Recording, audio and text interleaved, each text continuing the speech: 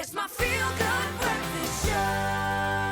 Yes, Mzansi, welcome back. It is another installment of the Culinary Hotline Bling! Ching, ching, ching!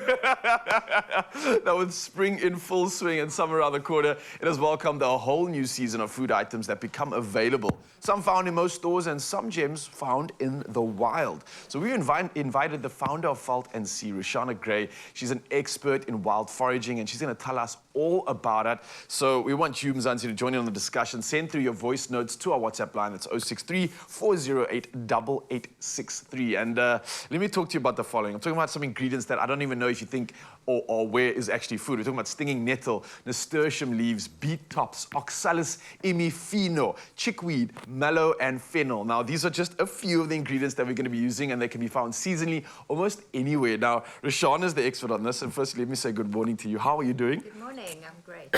I'm so excited about this. The last time we actually met, we were foraging up in the mountain, Fynbos, there was wild asparagus, we made a beautiful soup, we made breads, and I'm so excited by what you're doing because you're essentially using all these incredible ingredients around us that some of us have no idea even exist. We think it's just like weeds in the garden, right? Exactly. Is that similar to what we're going to be doing today? You got some of those ingredients. It looks like there's a plethora of good stuff here, so I'm hoping you can go through everything and show us exactly what you're going to be making this morning. Well, we're going to be making something that is very delicious. Okay. And everybody knows, and it's pesto. Yes. Who doesn't love pesto? Pretty much almost anyone's favorite. And I don't know what you can't put pesto on to make it taste even better. It's like just an amplifier when it comes to almost any food, right? Exactly. Super versatile. And I'm seeing some of these ingredients which look like common things that we'd see. Some of it looks familiar to what we'd see in the shop. Is this from the shop? Is it sourced from the store? Or is it something that you could find like almost anywhere? Some of the ingredients you can find at the store, sure. Some of them you have to forage in your garden. Yeah, and this one is so familiar to me. That is a nasturtium, right? Well done, yes. Okay, just to make sure, because I see this everywhere in my garden. We were speaking about it earlier. They're flowering so much at the moment. There's like these yellows and these like oranges coming through. They look beautiful. Can you eat them though? You can. What? Believe it or not. The nasturtium leaves and flowers are edible.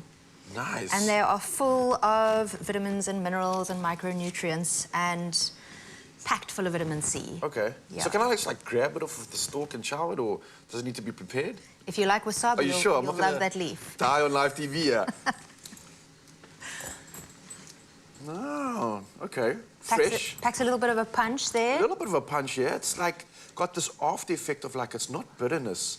But I get it definitely on the side of the tongue. It's like a spiciness to it almost. Is that the punch you're talking about? Yeah, yeah. Ah, very nice. It's like an experience on its own, right? Okay, so we've got a lot of ingredients here. I definitely want to get through all of them and talk about this. I believe it's a pesto that you're making. Is that correct? Yes. All right. So how do we do this? What are the ingredients that we're using? And can I assist you in any way possible? Please, yes. In fact, you can do it. I'll just show you how. Oh, okay. All right. Just no pressure here. So what are we using in this? Okay, so for a basic pesto, you can use a lot of the recipes call for pine nuts, but that can be quite pricey. Yes. So we have used some toasted sesame seeds and toasted sunflower seeds. There's some nutritional yeast, some pepper, garlic. 1 clove of garlic, some sea salt, lemon juice, and olive oil. All right, awesome. So all that's going into the blender? All of that can go straight in there. Get that on at the moment. And essentially, I would imagine this is not the end of it, right? So this is going to kind of make like part 1 of this ingredient, or is this everything? Yeah. So that would be the base. And from here, you can add whatever greens you have, whether it's wild or just greens from your fridge, or growing in your garden, or foraged from the shops. Foraged from the shops. Listen, I know a lot of people might not even be aware of what you actually do, especially at Veld & See. You've got this beautiful glass house. It's out pretty much very close to Komiki's side. It's on a beautiful hill down the mountain. But maybe you can tell Mzansi what exactly it is that you're doing. Because yes, you're foraging, you're putting food together, but it's a little bit more than just that, right? It's almost like an education at the same side, right? Exactly. So what we offer at Veld & See is seasonal wild food experiences, which change according to what the season has to offer. So now in springtime, it's all about flowers. You can see there's bought a lot of the season with me today, Yeah. scattered around here. And they will have flower experiences, and we'll teach you how to use edible flowers in your food and your drinks. In summertime, we go to the coast and we look at seaweeds, and wintertime, like we did together, we went up the mountainside and we saw we could eat in the edible landscape. And it was wild to me because it's like, especially for me being a hiker, walking around some of these pieces of fynbos, which is quite indigenous to our area, but also some of the more common things you see in the mountain, you just think it's that. It's just common plants, but it's not. When I walked around with you, learning about these ingredients that we were walking around and the nutritional value that it had, I almost felt like I was walking around this live health shop with just all these little benefits and all these reasons to consume it and be involved in it. And I think that was something that really stood out for me. So I think for you, Mzansi, if you're wanting to find out more about foraging, then definitely reach out to Rushana, because she's doing something exceptional when it comes to educating you on what's around us, how much of it is actually like medicine in a weird way, and how much power we can get, flavor and value from everything around us, right? So I'm going to make some noise, blend this all up, right? If that's all good. And what sort of consistency are we looking for? Smooth. Just a few minutes. And you're done. Voila. And now we can Simple open as it and that. add our greens. All right, the hero ingredients. Let me just smell this. Oh, all right.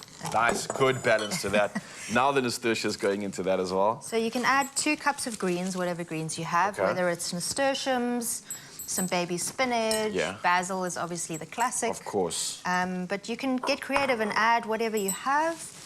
We've got some parsley here. And then if you want to explore some more edible weeds, there are so many growing in your own back garden that you can eat. You just got to do a little bit of research. Okay. You can eat things like nettles. Okay. If you can believe it. You can- Really? Are you serious? Stinging nettles. The stinging one. Okay. I'll just pull those out, chuck them away immediately. Okay, I'm like wasting good food here then. So you can deactivate those stinging hairs by just simply pouring over some hot water or sun drying it. Okay. And then the stinging hairs go away, and the nettles are incredibly beneficial for health. Beautiful. All right. Fast forward into time, though. Obviously, we've got all the greens in here. We end up with a beautiful pesto like that, and it's something that we could essentially use, mix it into a pasta, mix it on some of your meat or meat-free alternatives, and voila, you've got one of Rushana's classic dishes right there. Simple, easy, delicious. I love it. All right, Mzansi, so of course we are going to be coming back at you with another 2 more segments. If you have any questions for Rushana when it comes to foraging or want to find out more, then definitely come through on our WhatsApp line right now. We've got 2 more segments coming at you. This is the Culinary Hotline Bring, and we'll be back in just a bit. Very nice. Love it. It's my feel-good breakfast show.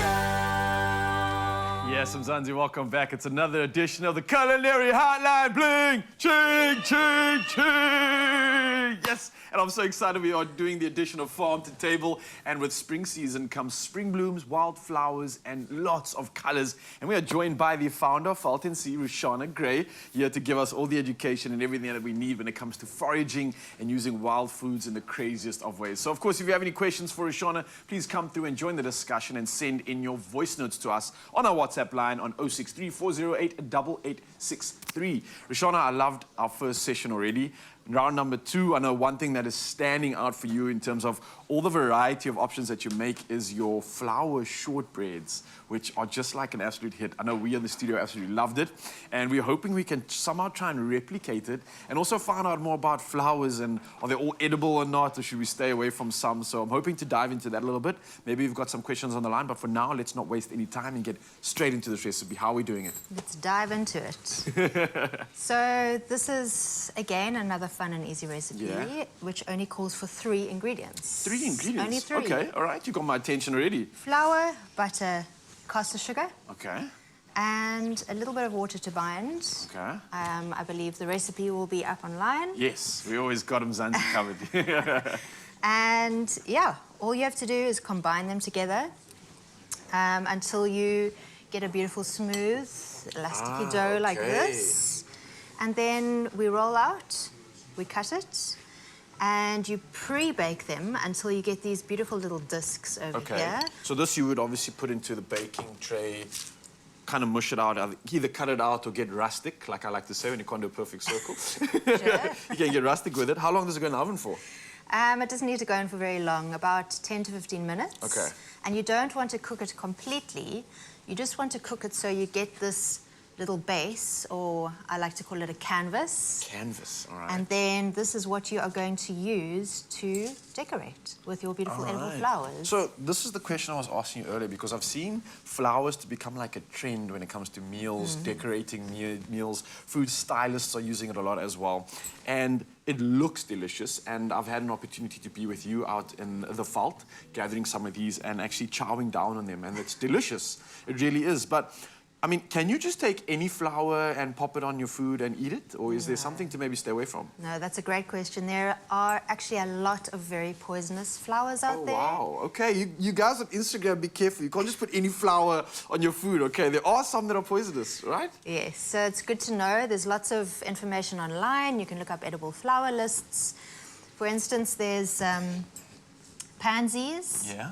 Nasturtiums, dianthus, lots of different beautiful edible flowers that one can actually just go and buy in the supermarket these days if you don't have access to an organic source of flowers. And when I say organic, I just mean that they haven't been sprayed by anything. Right. So you also don't want to use flowers for food, say for instance that you've bought in the shops as a bouquet, because those would have been sprayed. Okay, so that might have like pesticides on or Exactly. something else like that, which you don't want to go in your body. Yes. Aha, paying attention. Okay, back into the magic, right? Let's just pretend that we have now pulled out our canvas pieces out of the oven or out of the tray, and we're left with what looks like these round discs over here. Now you mentioned we can start decorating, right? Yes. So what did you actually mean by that? Because I don't understand. What do you mean? Just throw it on here and voila?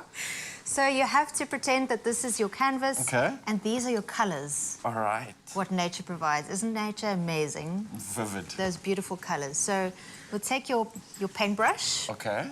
and there's a bit of egg white over here. Oh, smart. I see what you're doing here. And Okay. you just layer it at the bottom, and it's kind of being used as a glue. Like a for one glue. to, Keeps it for all one together, like yes, binds yes, it. exactly. And And now, then you can have fun and start decorating. and now you can start playing All right, with your okay. flower petals. All right, let me make one specifically for someone out there in the crew that I can just think of right now. So let me get a little bit creative with mine. But this is like a fun thing to get the kids involved with as well, It's right? such fun for all ages. It's almost like painting with food, and you can eat it afterwards, which is always really awesome. So already, I think a lot of people are going to love this. I think the family would love this if you get everybody involved in it.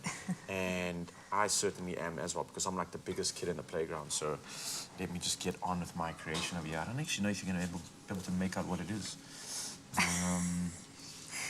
Maybe it was a bit too ambitious there with my design.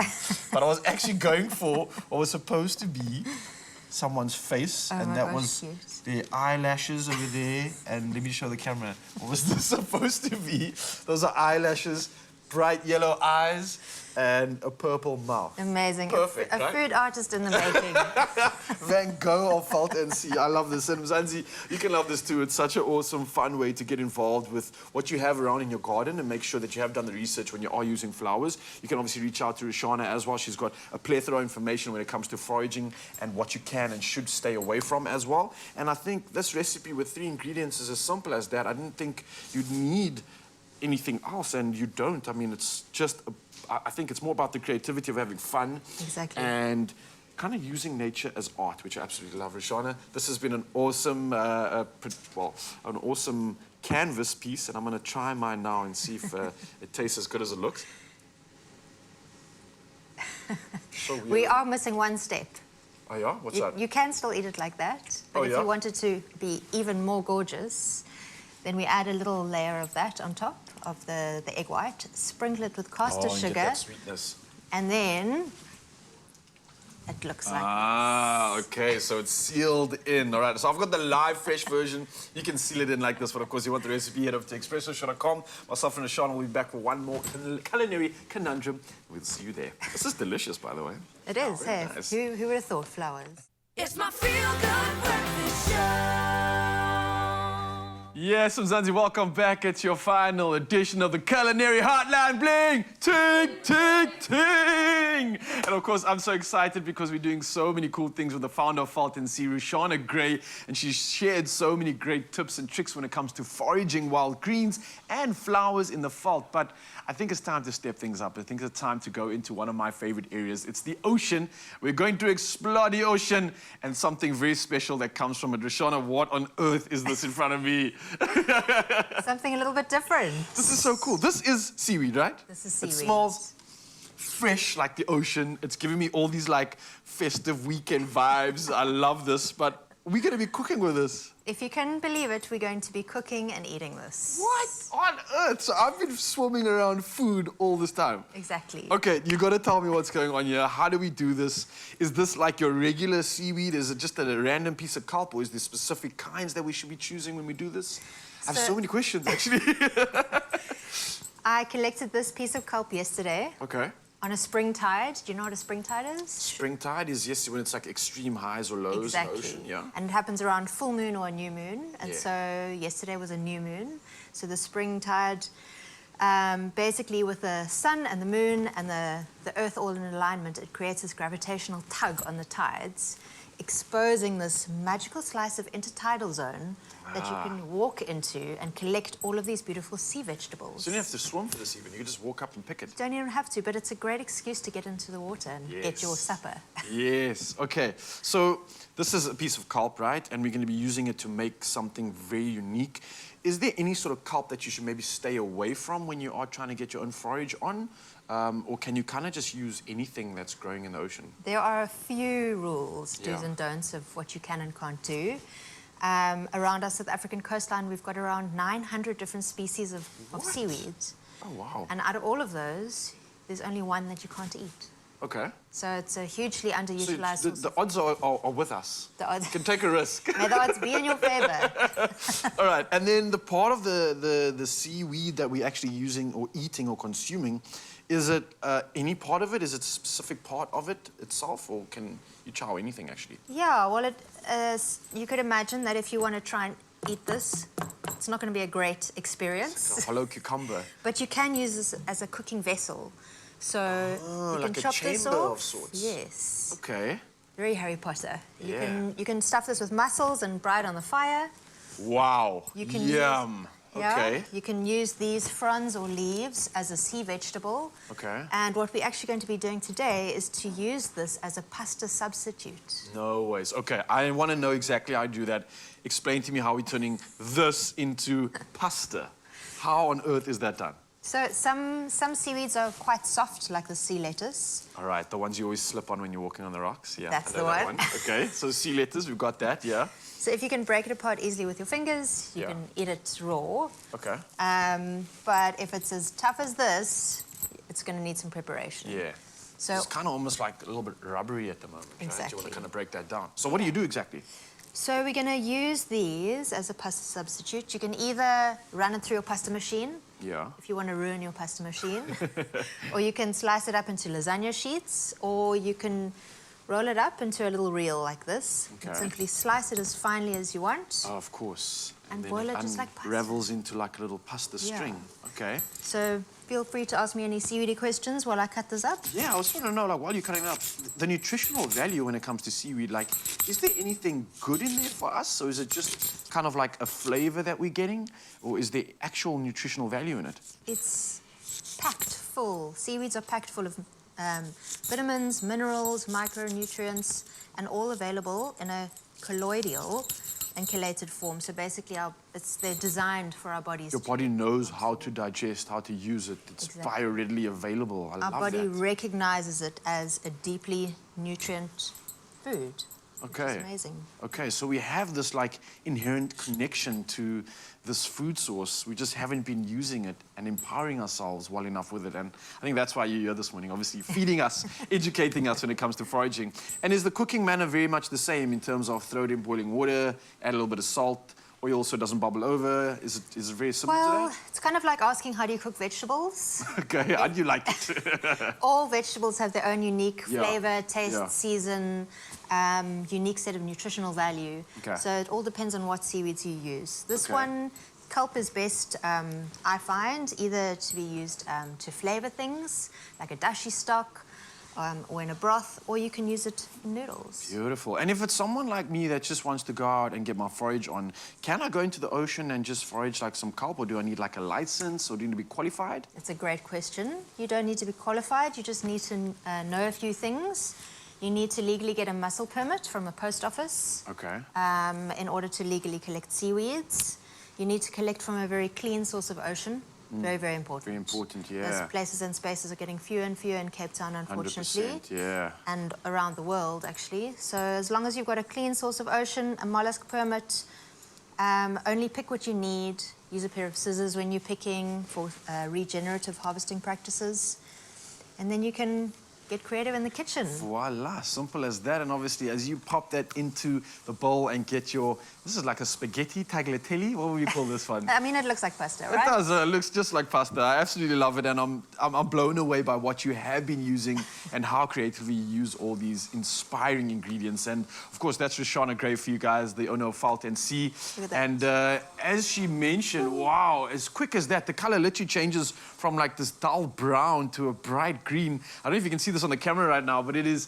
Wow, it looks like a green bean in terms of its color, actually. It's coming alive. What's happening? It's amazing. Hey, that's chlorophyll. Oh, So it's got a lot of different pigments in it, and a lot of the pigments will kind of melt away in the hot water, but the chlorophyll stays behind. And that is the goodness that we're going to be eating. What? That is insane.